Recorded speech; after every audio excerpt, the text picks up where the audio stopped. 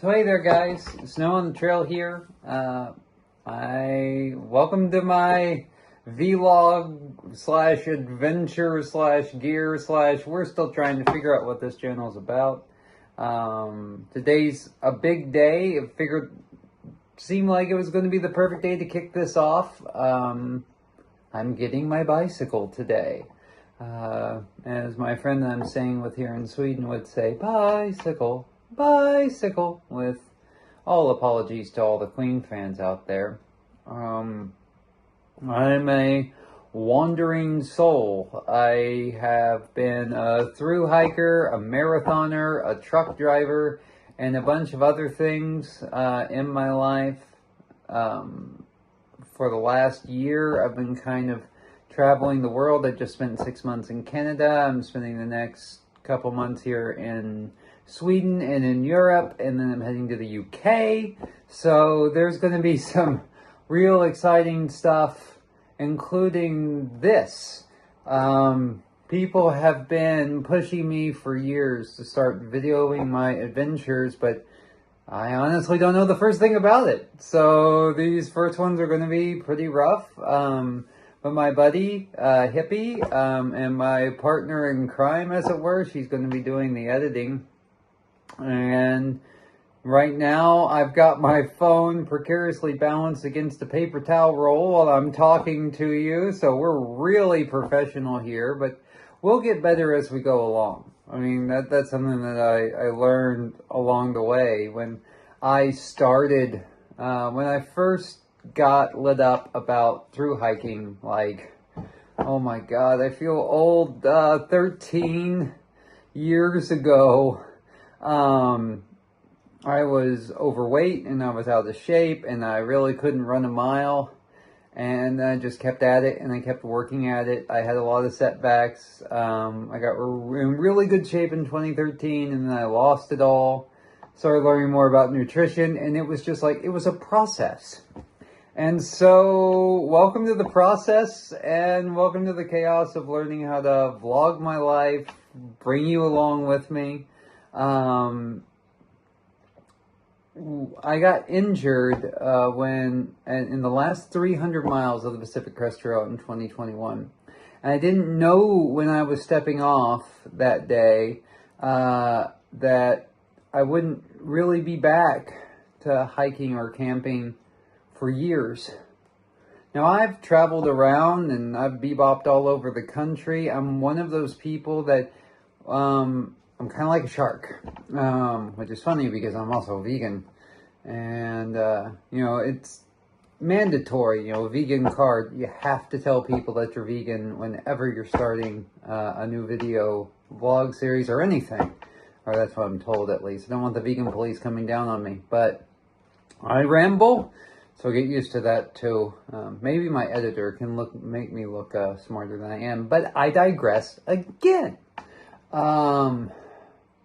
So yeah, I really just feel the need to wander and go. But I was running into so many challenges as a thru hiker.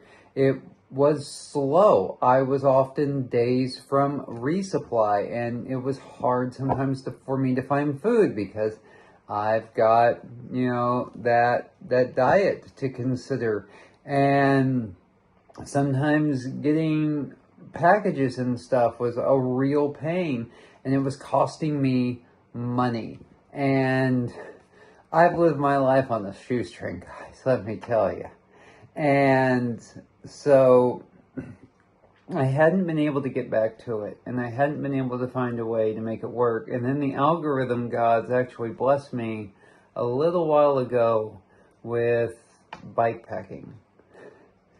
And all of a sudden, I felt the same fire that I felt when I first discovered thru hiking in 2011. So I took some of the money that I've earned from one of my latest paychecks, and I bought a used bike. And it will be arriving today. And I'm hoping by around the 1st of September to be going out into the wilds of Sweden. I'm going to be taking a 3-day bike packing adventure up to Stockholm, on the rail trails here, and then maybe a little further. And then I'm 44. I'm just figuring this stuff out. I feel like my life is getting started. So come along with me. It's going to be a great journey. I'm probably going to look back on this one day and cringe, but that just means I've come real far.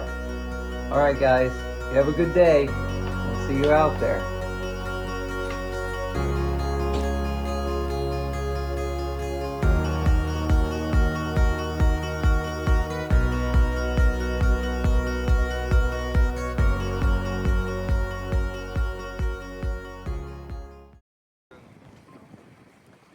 Still on the trail here, and I'm at Vätternrundan. I am terrible at pronouncing Swedish, but we are about to take a ferry across one of the largest lakes here to castle ruins that go way back to the founding of the Swedish kingdom, which is rad. It's very windy, so I'm having to hold onto my hat. It's just a little windy. This is just a lake. You can imagine what it must be like on the ocean sometimes. Oh my god. So this is Vingsborg Castle. I'm going to try something a little new here. Sorry if it's a little jangly. I'm holding this with my hand. But this was burned down, they think, by Russian prisoners of war in like the 1600s. They were all being held here, which is just wild. And I mean, I suppose if they're holding you prisoner, all bets are off, right? Like, you know, I mean, like, it's not cool, but it seems fair, you know? I don't know, maybe, you know, maybe it is cool. Like, but yeah, so, we're going under now.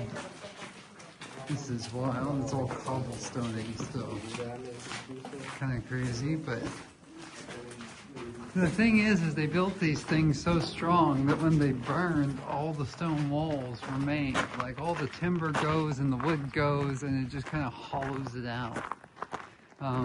There's this castle on this island called Öland that I visited, so I don't have footage for that one. And it was just like this. It also burned, and like the fire ate everything but the shell, you know, and just hollowed it out. It's just amazing. Like, this has been here since the 1500s, so it's like over 500 years standing in this spot, going through with the weather, and it's just kind of eternal. It's just a ruin, which is just wow. Just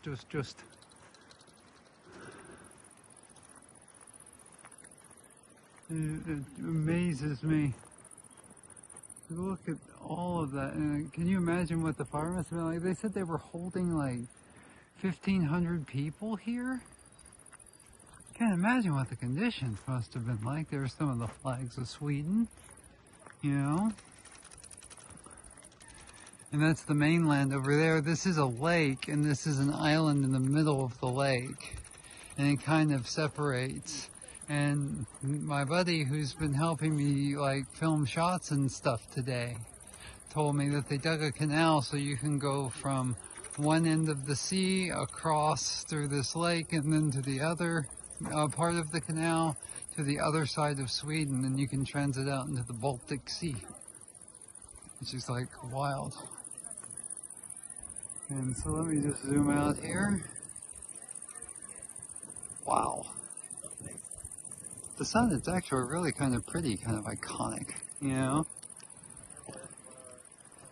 We're just kind of moving through. There's lots of people dressed in like period, you know, like 15th century peasants and nobility. I don't have a lot of permission to film them, so I'm not going to focus too much on them. It's like human zoo. But, and just down there, there's people playing in the surf and all the boats, and kind of a clash of like the modern and the historical. Got more hikers there. Like, this whole thing is wild. There's my fingers. So this is going to be much better when I got like a tripod and GoPro, all of that. And there's view of the bay. Just kind of taking you along for the ride here, guys. I hope you're enjoying it. As you can see, the sun's starting to get low, but what a shot. It's just awesome.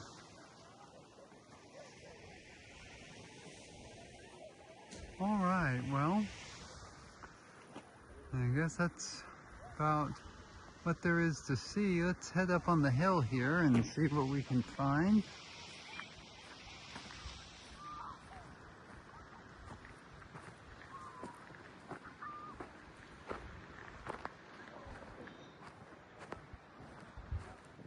Just more ruins. I kind of got it gated off to keep you from going in there. I'll see if I can't find a picture for Hippie to throw up for you, but they'll have like a picture of like rocks falling on a person, very like Acme style. Like, be careful, danger, falling rocks. Well, all right, you know. I'll be very careful. But you want to bet they kept the prisoners in the big yard. You can kind of see, if you look real close, the outline of where buildings were, so. But they had them stacked in like cordwood. It's been a miserable experience. No wonder they burned it down. Like, would not recommend.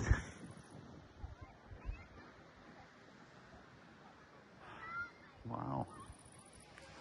You can see how they kind of built up the defensive fortifications, like these berms and earthworks, and they've remained solid for the last 500 years. Oh, and look, there's like some classic tents. There's definitely something going on over there. Hey guys, one more quick entry. I found a plaque. You are facing the remains of the castle's northern and smallest wing. It was built with 2 floors by Count Pobrahe the Younger in the 1600s, and at the time housed armories, workshops, and servant rooms. As of 1716, the upper floor's 3 rooms were used as the diplomat Chikalov's kitchen, room for his servants, as well as space for non-commissioned officers. The ground floor's 3 rooms housed at least 60 common prisoners. A fire in December 1718 reduced the castle to ashes, and it started in the northeast corner where the northern and eastern wings meet. It originated in the German guard room and was accidental, although it would seem that the Russian prisoners were not very active in helping to extinguish the fire. I wonder why. At the time of the fire, Russian, Dutch, and Prussian officers were quartered in the north wing. Okay, look, we can let's hope the rocks don't get me. But yeah, check that out. The inside of the ruins, ladies and gentlemen. Really cool stuff. Okay, I think they're having like some kind of medieval tournament thing, so I'm going to try to sneak over there and see what I can see. I'm going to bring you guys along. Alright, let's go. See, like they've got some dens, and there's the old Porta Privy.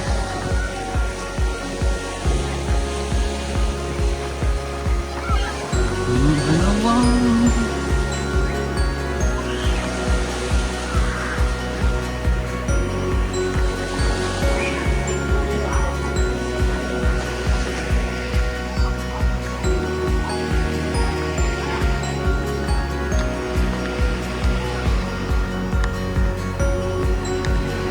Oh yeah, I feel like an ancient Viking warrior getting ready to raid or something.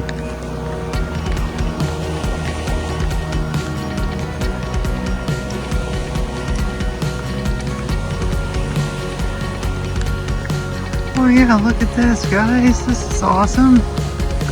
Oh, big old earthworks down there too. Ooh, that's a drop. Oh, isn't this cool?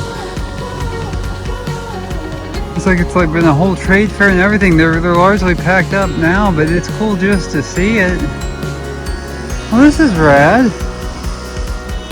This is one of the, apparently there were 4 building sites, and this was one of them. So it was a lot bigger than just that main area that still stands. And again, it's like built up to resist sieges and all that. The water is right there. This is why people are all dressed up like they're from the Renaissance era. It's like a Renaissance fair. Rad. Then coming back around, there's the ruin and the bay. Hold on that. I have no idea what that means, but yay. Holding the triangle of justice. There's the ferry coming in. Let's see if I can zoom in. That's our ride out of here. So we better go. Alright guys.